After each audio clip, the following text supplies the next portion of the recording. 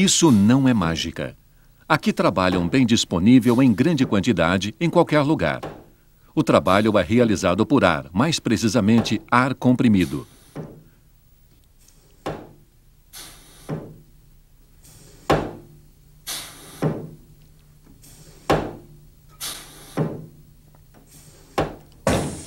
Neste exemplo, vemos um circuito pneumático simples.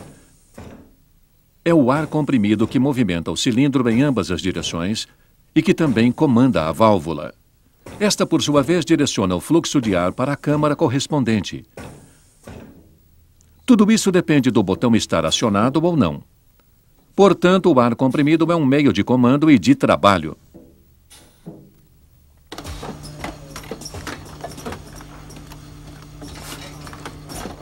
O ar pode ser utilizado tanto para a realização de trabalho como para a pilotagem de válvulas. A pneumática tem inúmeras vantagens. A pneumática é rápida. Em dispositivos de montagem automáticos, por exemplo, pode-se atingir a alta repetibilidade.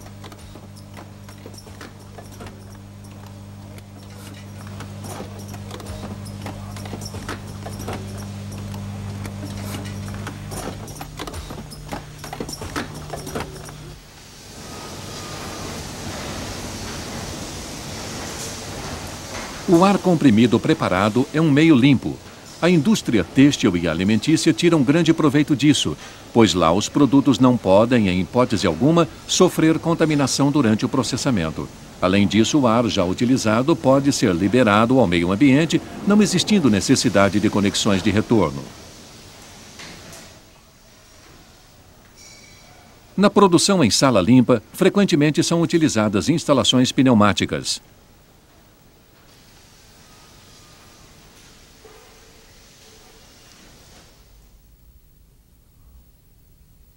O ar comprimido pode ser armazenado.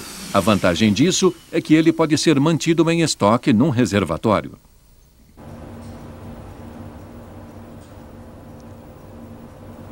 O ar comprimido não é sensível a oscilações de temperatura. Esse é mais um motivo que contribui para a alta confiabilidade na operação de instalações pneumáticas. Graças a essas características, os sistemas pneumáticos, quando comparados com outros, muitas vezes oferecem soluções técnica e economicamente mais interessantes.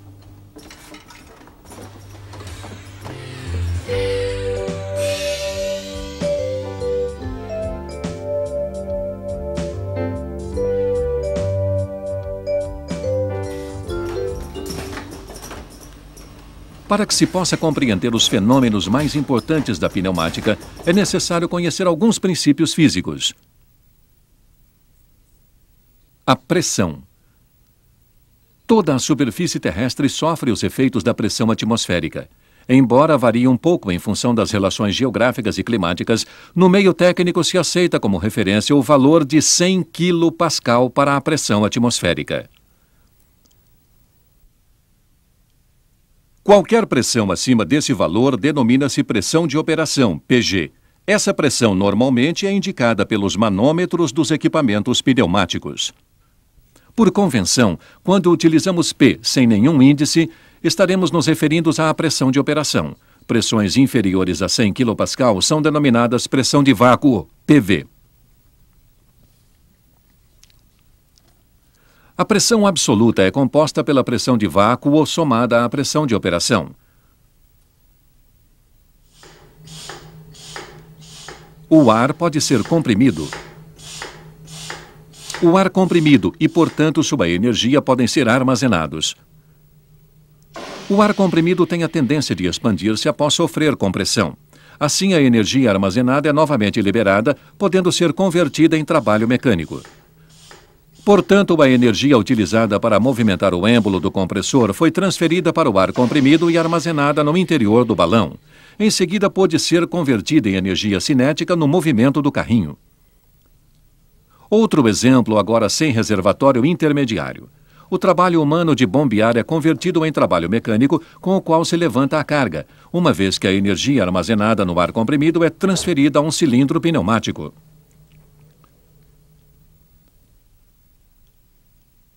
Acrescentemos mais um pouco de teoria sobre a relação entre um determinado volume de ar e sua pressão. Desde que a temperatura permaneça constante, pode-se afirmar que o produto de um certo volume de ar, V, e a pressão P exercida por ele é constante. O que significa isso? Neste recipiente há uma quantidade determinada de ar, ou seja, 2 litros submetidos apenas à pressão atmosférica de 100 kPa. Numericamente, 2 litros vezes 100 kPa igual a 200. Se o volume for comprimido à metade, ou seja, para 1 litro, o ar estará submetido a uma pressão de 200 kPa. Portanto, 1 litro vezes 200 kPa igual a 200. Se comprimirmos o ar para meio litro, teremos uma pressão interna de 400 kPa, ou seja, meio litro vezes 400 kPa igual a 200.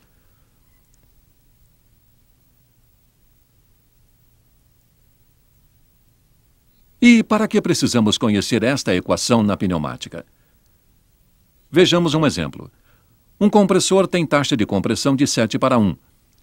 Que pressão de operação pode ser atingida com a temperatura mantendo-se constante e uma pressão atmosférica igual a 100 kPa?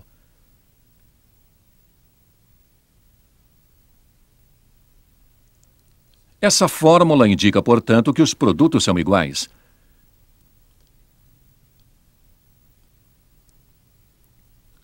Estamos procurando P2 e desenvolvemos a equação.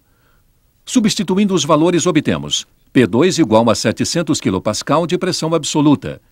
Deste valor, temos que subtrair a pressão atmosférica de 100 kPa, o que resulta numa pressão de operação do compressor de 600 kPa.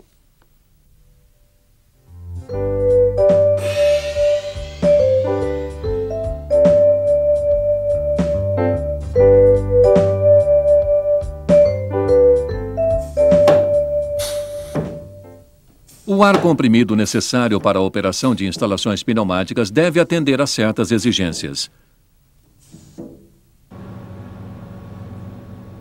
Pode ser produzido por um compressor fixo ou, no caso de utilização móvel, por um compressor transportável.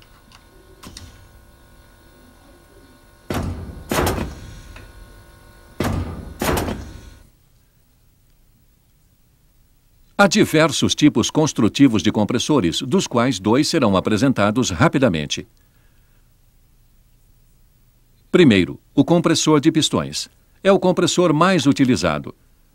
Esta animação nos mostra em funcionamento um compressor deste tipo composto apenas por um estágio.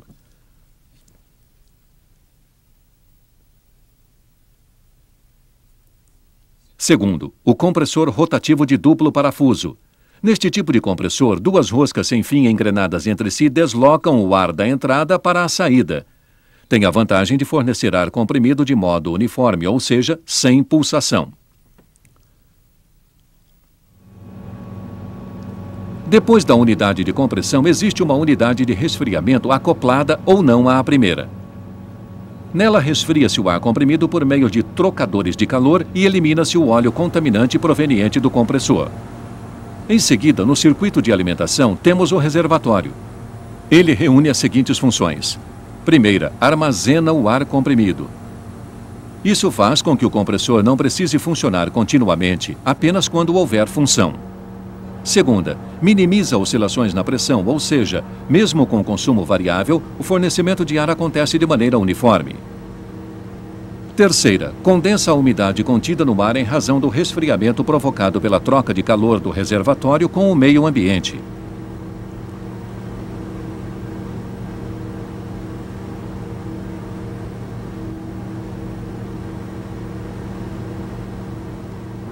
Mesmo assim, o ar comprimido ainda contém umidade, que é eliminada por um secador antes de ser fornecido à rede.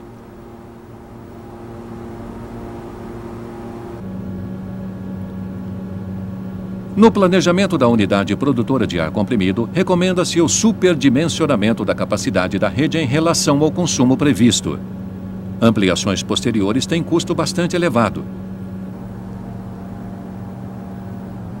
A disposição correta aliada ao bom dimensionamento da tubulação de ar comprimido são fundamentais para o sucesso do projeto da instalação pneumática. Na tubulação pode ocorrer condensação de umidade residual. Por este motivo, existem dispositivos de drenagem em pontos apropriados do circuito que se encarregarão de eliminar esse condensado.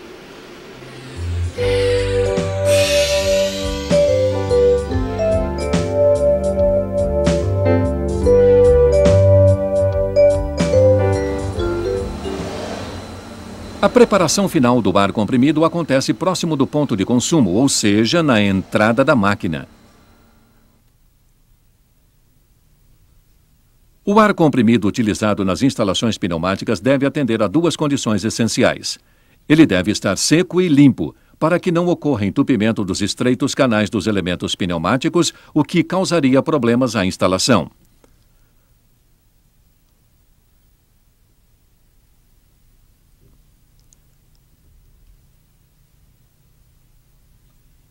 Os componentes necessários para a preparação do ar comprimido estão contidos na unidade de conservação. São eles: filtro, copo condensador de água, regulador de pressão, lubrificador. Primeiramente, elimina-se do copo a umidade restante.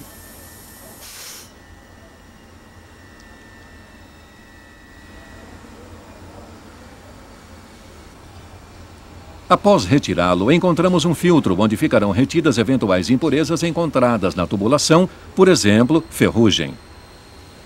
O regulador de pressão faz com que a máquina sempre esteja alimentada com uma pressão de trabalho constante. Por fim, encontramos o lubrificador de ar comprimido.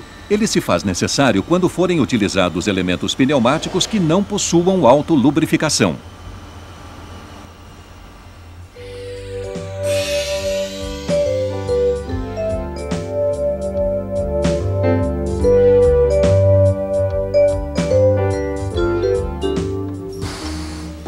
A função dos atuadores pneumáticos é converter energia pneumática em energia mecânica. Por exemplo, levantar e abaixar as ferramentas de usinagem. Existe uma série completa de atuadores pneumáticos que veremos mais de perto. O atuador pneumático mais utilizado é o linear. Ele converte a energia pneumática em movimento linear. As dimensões dos cilindros pneumáticos normalmente são da seguinte ordem de grandeza: diâmetro, 6 a 320 milímetros. Curso, 1 milímetro até 2 metros. Força, 2 a 50 mil newtons. E velocidade de avanço, 0,02 a 1 metro por segundo.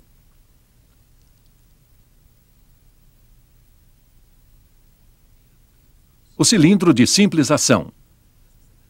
Este é um cilindro de simples ação com seu símbolo. Vemos representadas uma conexão e a mola de retorno.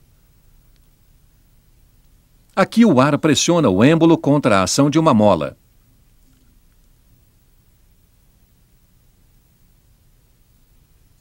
A haste do cilindro avança. Quando não houver mais ação do ar comprimido sobre o êmbolo, a mola o recolocará em sua posição inicial. A mola é dimensionada de tal forma que garanta o retorno do cilindro. Se ela fosse mais forte, teria que ser realizada uma força muito maior no esforço de avanço para vencer a ação da mola. A força de trabalho efetiva do cilindro seria menor.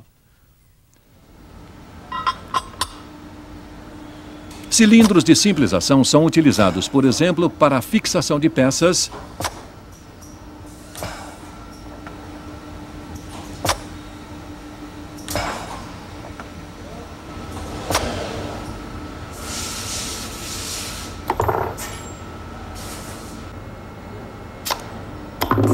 ou também na expulsão. O cilindro de dupla ação é o cilindro mais utilizado. O símbolo apresenta duas conexões, mais nenhuma mola de retorno. Aqui o movimento do êmbolo é provocado em ambos sentidos pelo ar comprimido. Isso também significa que se pode exercer força nos dois sentidos. Portanto, o cilindro consegue tanto pressionar como tracionar. No recuo do cilindro, a força efetiva é menor que no avanço. Isso se deve ao fato de a superfície do êmbolo ser reduzida pela área da secção transversal da haste. Existem alguns critérios para a escolha de um cilindro. A seguir são apresentadas as características a serem definidas no projeto. A extensão do movimento, ou seja, o curso do cilindro.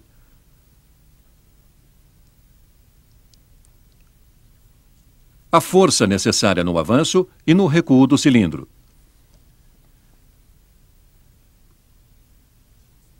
E, finalmente, a velocidade com que isso deve acontecer.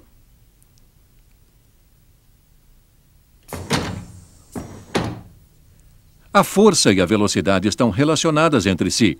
Observemos a seguinte experiência.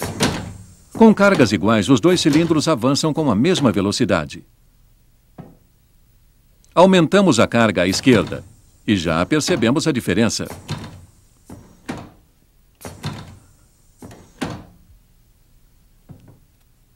A carga é novamente aumentada e o cilindro avança ainda mais lentamente. Portanto, com a mesma pressão e o mesmo diâmetro de cilindro, a velocidade de avanço se reduz com o aumento de carga. Como regra básica, pode-se afirmar que, com 75% da carga máxima possível para um cilindro, ele ainda avança com 50% da velocidade sem carga. Uma outra experiência. Colocamos um peso como carga no cilindro. Com uma pressão de aproximadamente 380 kPa, ele avança. Aumentamos o peso. O cilindro não avança mais. Somente quando a pressão for aumentada para 600 kPa, o cilindro poderá levantar a carga maior.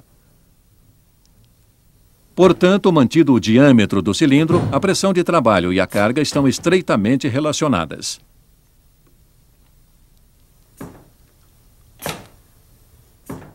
Nesta experiência, o cilindro também não consegue levantar a carga. Para o cilindro da esquerda, não há problema em fazê-lo, embora a pressão seja a mesma nos dois cilindros. A explicação do fato. O cilindro da esquerda tem um diâmetro maior. Isso é novamente demonstrado nesta experiência. Com a mesma pressão de trabalho, aqui 600 kPa, o cilindro menor com diâmetro de 16 mm aplica uma força de aproximadamente 106 newtons.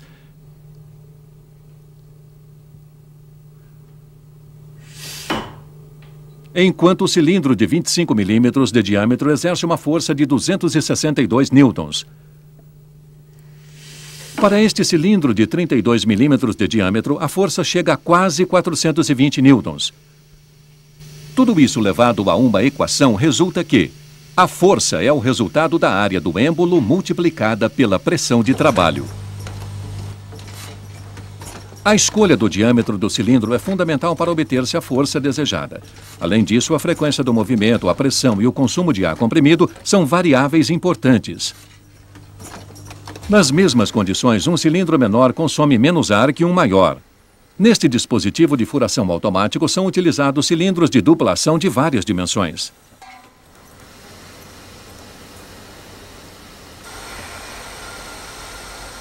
Peças são retiradas do magazine e colocadas e fixadas na posição de usinagem. As ferramentas são baixadas e levantadas.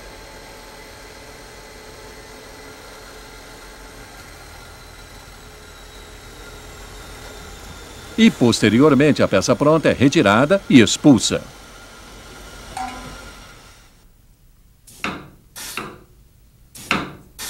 Existem aplicações nas quais não é desejável que o cilindro chegue com velocidade máxima nas posições finais. Nestes casos, utilizam-se cilindros com amortecimento de final de curso.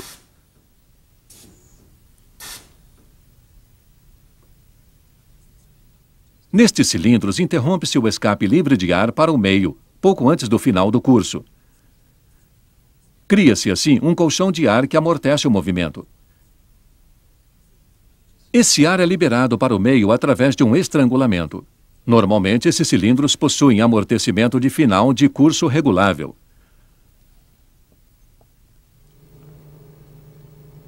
Agora, alguns tipos especiais de cilindros. Este é um cilindro de dupla ação com haste passante.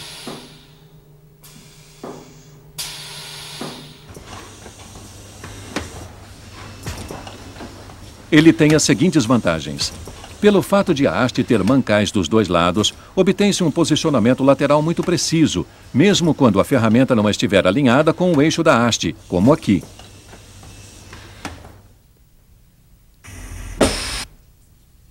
Por fim, o cilindro de haste passante ainda oferece outra vantagem. Aqui, já que uma das extremidades está ocupada pelo gerador de vácuo, a detecção da posição da haste pode ser realizada na outra extremidade. Mais um exemplo. Este cilindro tem a haste vazada. Através do furo pode-se passar, por exemplo, um cabo elétrico para acionar o solenoide de um eletroímã.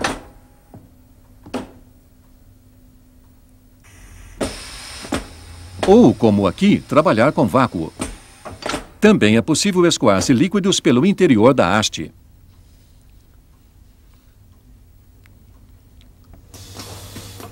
Em contraposição ao cilindro anterior, este aqui não possui haste. O êmbolo tem um ímã permanente em forma de anel. O mesmo acontece com o cursor externo à camisa do cilindro.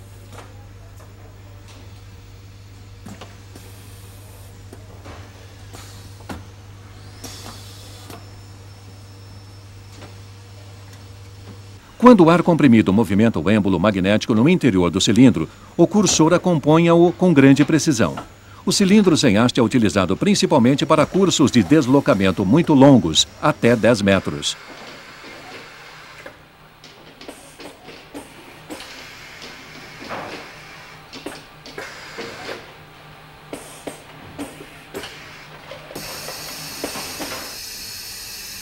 Este é um cilindro de posições múltiplas. Normalmente, ele é composto de 2 cilindros de dupla ação, solidários. Assim, obtém-se 4 posições.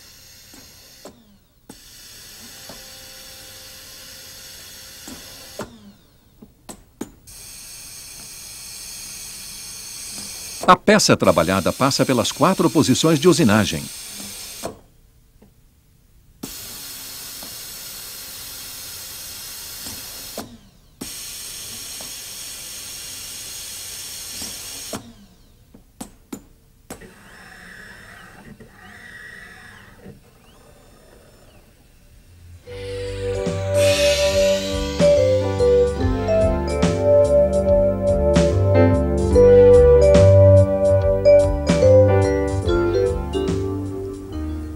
O cilindro rotativo. Já dissemos anteriormente que um cilindro converte a energia pneumática em linear. Isto também se aplica a este cilindro.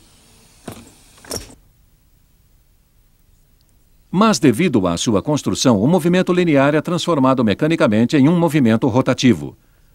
A haste do cilindro possui uma cremalheira que aciona uma engrenagem.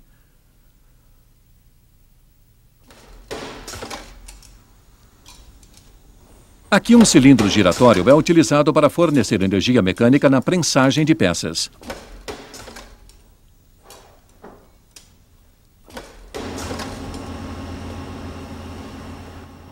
No cilindro de aleta giratória, a energia do ar comprimido é transformada diretamente em movimento rotativo.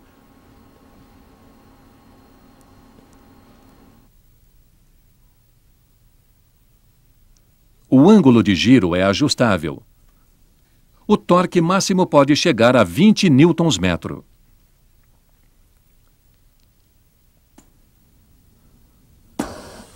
Aqui o cilindro de aleta giratória aciona um braço oscilante.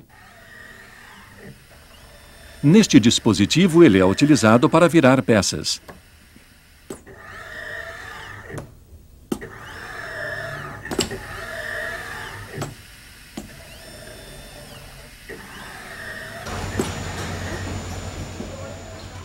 Motores pneumáticos.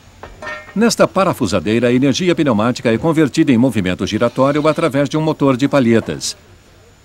Nesses casos, a faixa de rotação estende-se de 3.000 a 8.000 giros por minuto. A potência varia de 0,1 a 19 kW. Ele funciona da seguinte maneira. Numa câmara cilíndrica gira um rotor excêntrico no qual encontram-se palhetas móveis. Estas palhetas isolam as diversas câmaras entre si. O rotor é colocado em movimento através de ar comprimido injetado na câmara menor. O ar comprimido libera energia para o eixo do motor e então escapa para o meio. Existem motores pneumáticos com sentido de rotação horário, anti-horário ou reversível para as duas situações.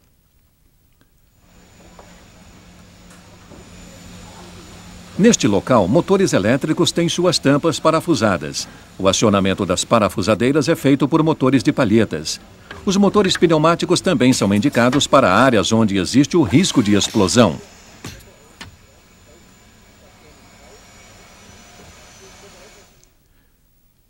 Este é o símbolo utilizado para representarmos os atuadores rotativos com ângulo de giro limitado. Ao lado, vemos o símbolo de um motor pneumático. Os símbolos sempre são orientados pela função e não pela forma construtiva do elemento.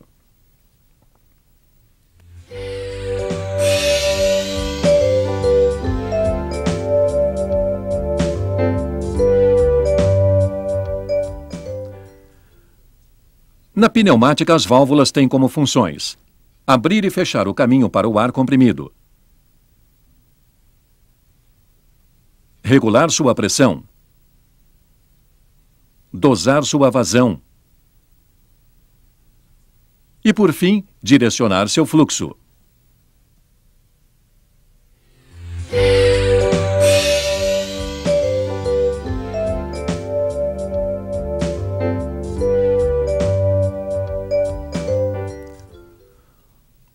Uma válvula direcional tem basicamente três funções: bloquear a passagem do ar, ou abri-la, e direcionar o fluxo de ar, daí o seu nome. Verifiquemos detalhadamente as válvulas direcionais mais importantes. Esta válvula, por exemplo, comanda um cilindro de simples ação. Ela tem 3 vias, uma para a alimentação de ar comprimido, uma para o escape e outra para a conexão com o cilindro.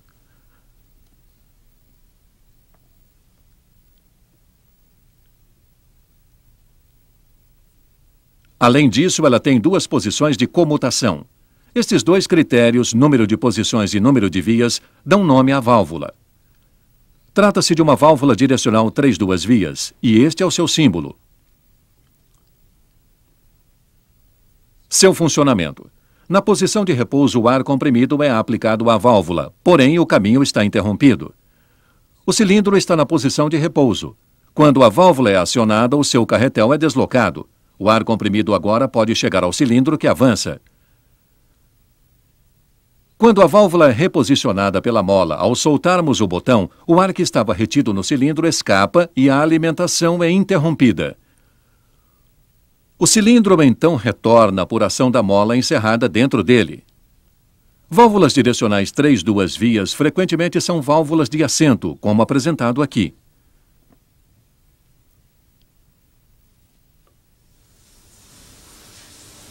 Nesta instalação é utilizada uma válvula direcional 3-2 vias acionada manualmente para controlar um cilindro de simples ação que tem a função de ejetar peças. Esta é uma válvula de 5-2 vias. Ela também tem 2 posições, mas controla 5 vias. Este é o símbolo da válvula.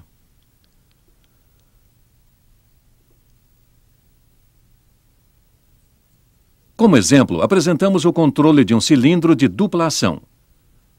Cada câmara do cilindro está conectada a uma via de trabalho da válvula direcional. Ainda há conexão de alimentação de ar comprimido e 2 vias de escape, uma para cada câmara.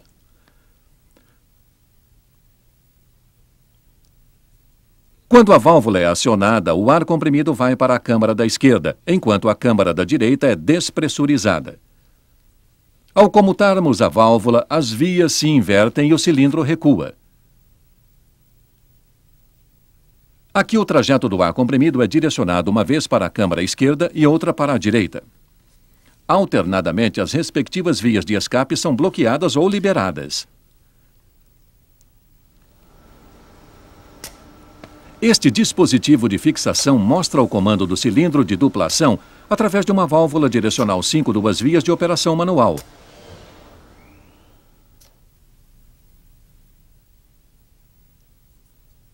Esta válvula também tem 5 vias, mais 3 posições de comutação.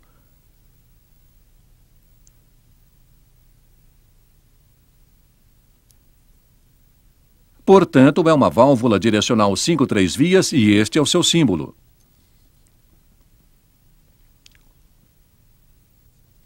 Como exemplo, utilizamos aqui um cilindro de aleta giratória. Temos 2 vias de conexão para as câmaras do cilindro giratório, 2 vias de escape e mais uma para a alimentação de ar comprimido. O carretel da válvula é mantido na posição central através de molas. Todas as vias ficam bloqueadas. Nada acontece. Porém, se um dos botões for acionado, o ar comprimido preenche a respectiva câmara. A outra é despressurizada. Se o outro botão for acionado, a resposta será contrária, ou seja, o cilindro giratório gira no sentido inverso. Quando soltamos o botão, as molas reposicionam o carretel da válvula na posição central. O cilindro giratório permanece numa posição intermediária. Este é um exemplo típico de utilização de uma válvula 5-3 vias. O magazine pode ser colocado em qualquer posição que se deseje. Isso significa que podemos escolher a posição mais adequada. O acionamento de válvulas direcionais pode ser direto. Aqui, mecanicamente,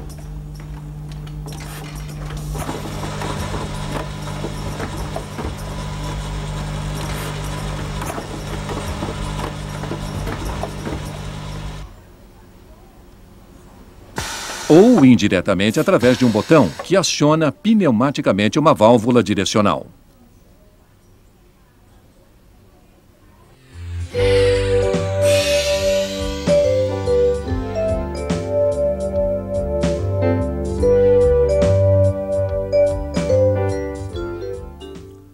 A válvula de simultaneidade realiza uma associação lógica, mais exatamente uma função E. Neste caso, significa que, somente se os 2 botões estiverem pressionados, o cilindro avança.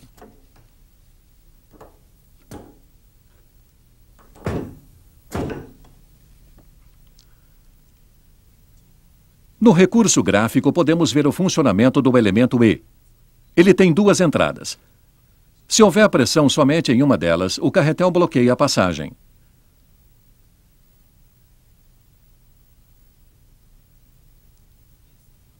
Porém, se tivermos pressão nas 2 entradas, o ar comprimido poderá passar e pilotará a válvula direcional.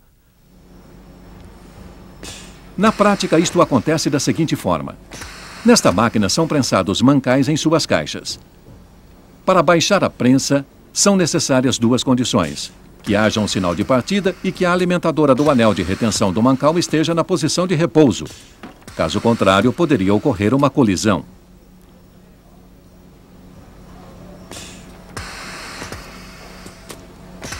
É claro que nesta máquina são necessárias várias associações E. Aliás, aqui há 3 delas agrupadas no mesmo bloco de montagem.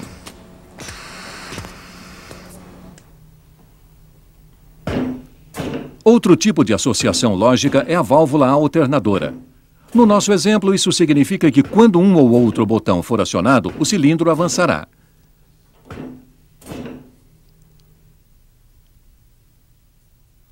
Essa função é executada utilizando-se um elemento OU.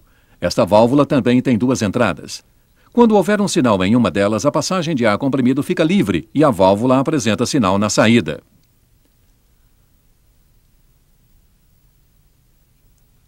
O elemento de comando, então, pode ser acionado. Se houver sinais simultâneos nas 2 entradas, aquele que chegou primeiro será dominante.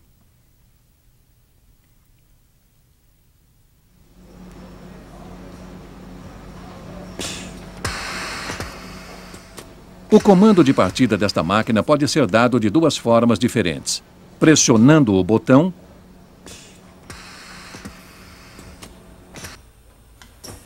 ou acionando um pedal.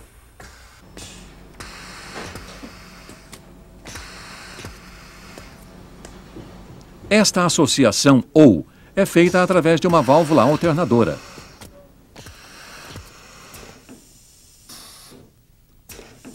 A válvula de escape rápido. Localiza-se na tubulação entre o elemento de comando e o elemento de trabalho. Quando um cilindro é despressurizado, libera-se o ar de escape para o ambiente através de uma grande abertura. Assim ele escapa mais rapidamente, pois não precisa passar por tubulações longas ou orifícios apertados. O resultado disso, a velocidade do êmbolo é aumentada, como vemos no cilindro superior.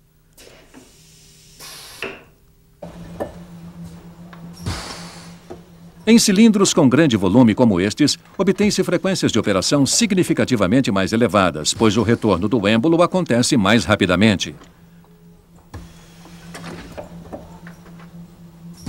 Aqui as vantagens da válvula de escape rápido ficam bastante claras.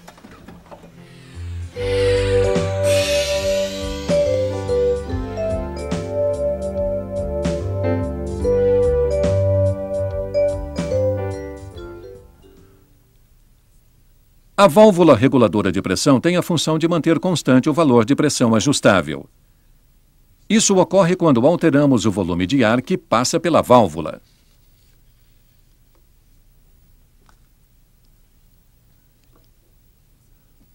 Ela pode também compensar picos de pressão provenientes dos equipamentos. Nesse caso, o ar é liberado para a atmosfera. Em cada unidade de conservação existe uma válvula reguladora de pressão.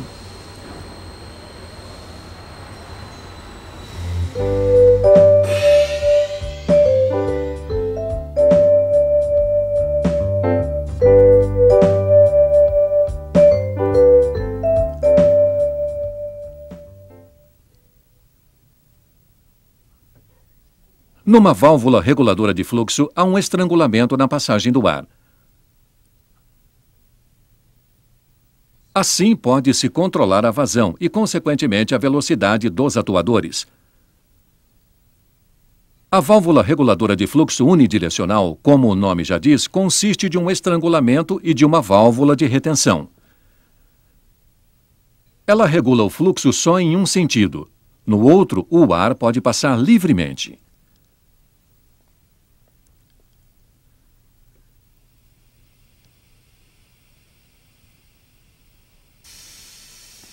Este tipo de válvula pode ser utilizado quando se deseja o avanço lento do cilindro, porém, com retorno em velocidade normal.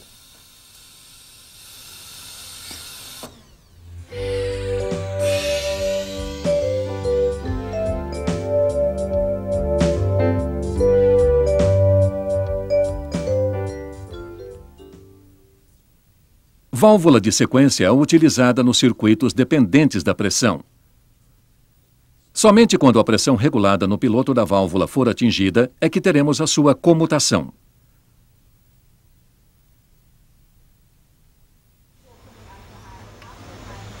Aqui na prensagem pode-se garantir desta forma que seja obtida a pressão previamente ajustada.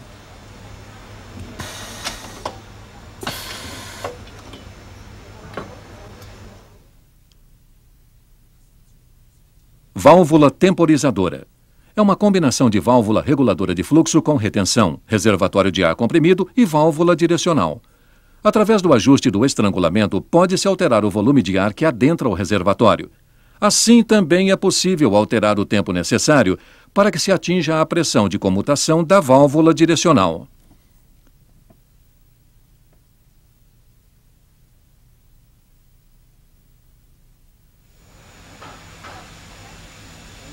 Aqui, com a válvula temporizadora, pode-se garantir que o parafusamento das peças seja concluído com segurança antes que o cilindro retorne.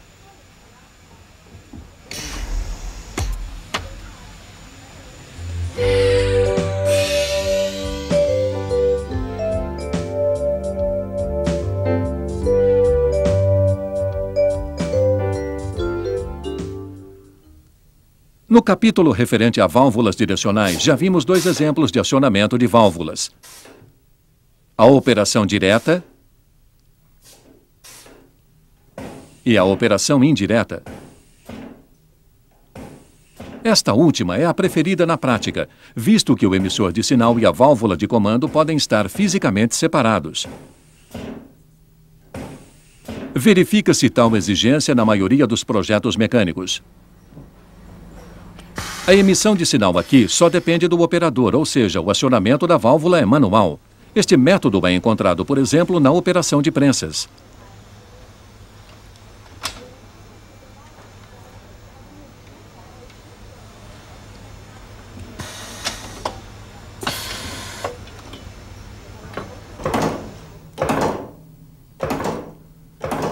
Neste caso, temos entrada automática de sinal. Quando o cilindro atinge sua posição final, uma válvula de rolete é acionada. Esta, por sua vez, envia ao elemento de comando, uma válvula direcional 5 duas vias, um sinal correspondente.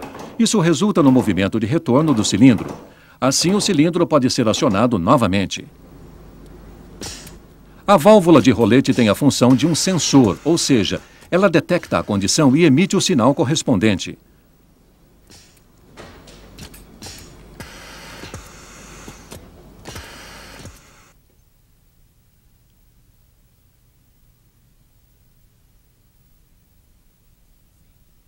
Aqui vemos mais uma vez a combinação entre emissores de sinal, ou seja, botão e válvula de rolete e o elemento de comando pneumático.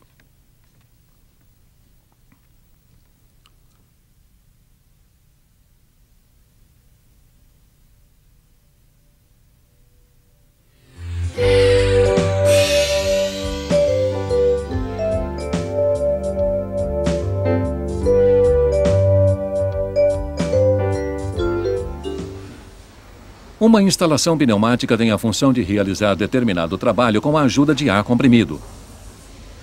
Agora veremos a estrutura básica de um circuito pneumático.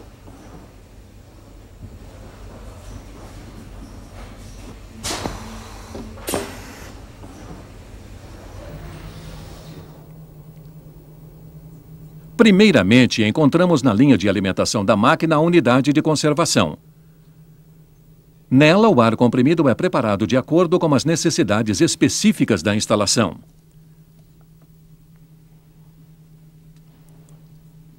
Depois vemos o elemento que realiza o trabalho, neste caso, um cilindro de dupla ação. Quando enviamos ar comprimido para o cilindro, o êmbolo avança. Somente quando o cilindro receber ar comprimido em sua outra conexão, ele retornará.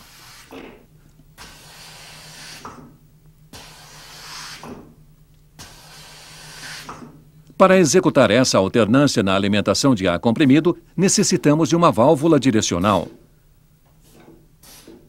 Assim, construímos um comando pneumático simples.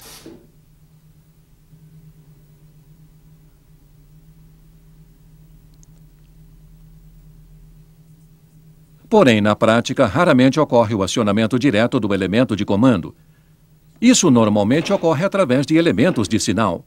No nosso exemplo, são duas válvulas direcionais de acionamento manual. Os respectivos sinais também são transmitidos ao elemento de comando através de ar comprimido.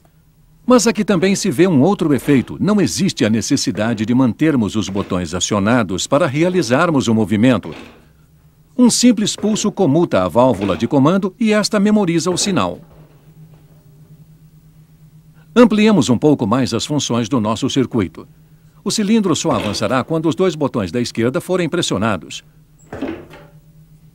O retorno será realizado ao acionarmos o botão da direita.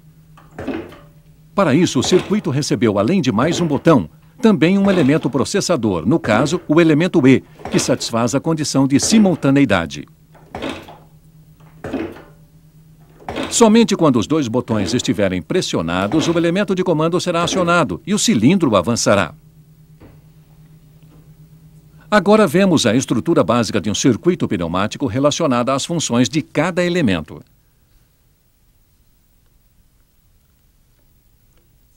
Primeiro temos a alimentação de energia e a sua preparação.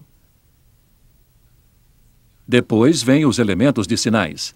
Eles emitem os sinais de comando.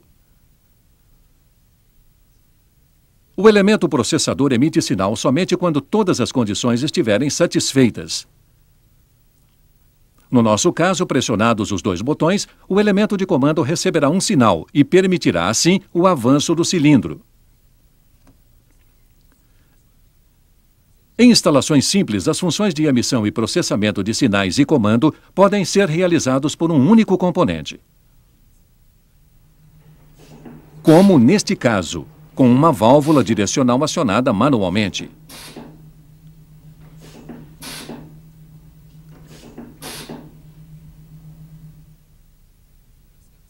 Podemos agora desenhar nosso circuito pneumático.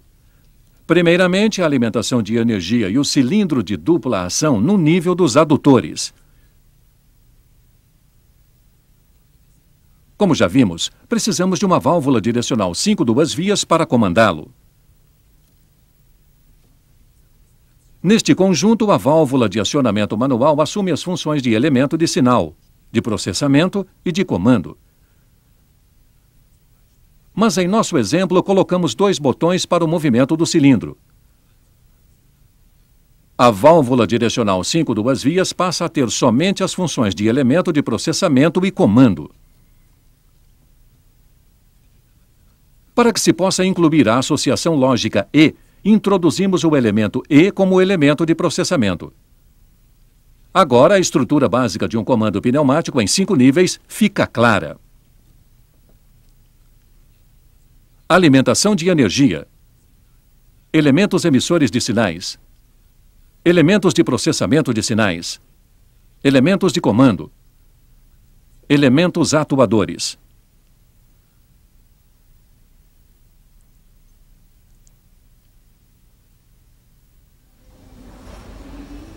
Vamos transferir este esquema para a nossa máquina, localizando cada elemento.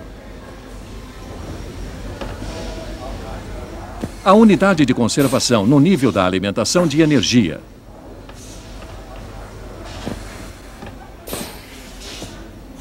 As 2 válvulas de acionamento manual como elementos de sinais.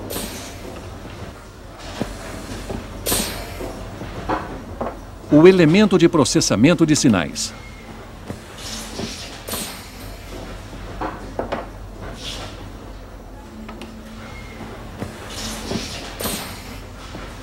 Uma válvula direcional 5 vias como elemento de comando.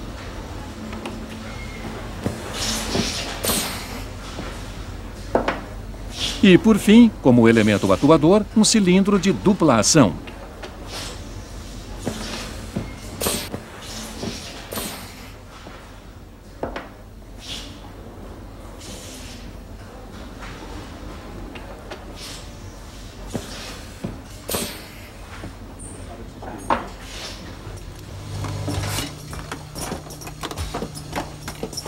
Este princípio básico aplica-se a todos os comandos pneumáticos, inclusive nos circuitos mais complexos.